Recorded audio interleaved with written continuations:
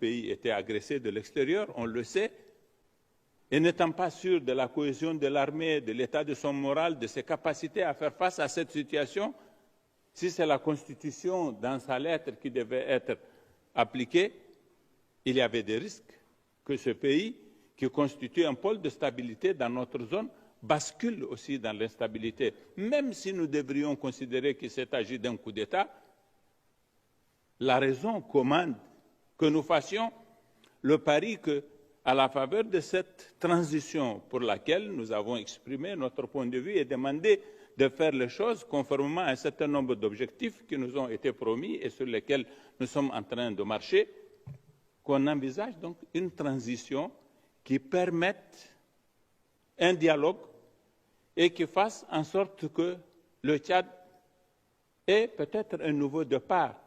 C'est le pari que nous avons fait pour la stabilité de notre région. Nous aurions pu être très à l'aise pour dire que c'est un coup d'État, nous le condamnons, et après, qui va faire face aux colonnes des rebelles?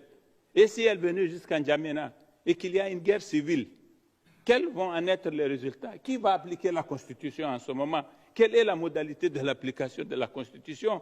C'est autant de questions complexes que nous nous sommes posées et qui ont présidé à notre décision de dire on fait le pari avec les militaires, et c'est le travail de suivi que fait l'Union africaine aujourd'hui.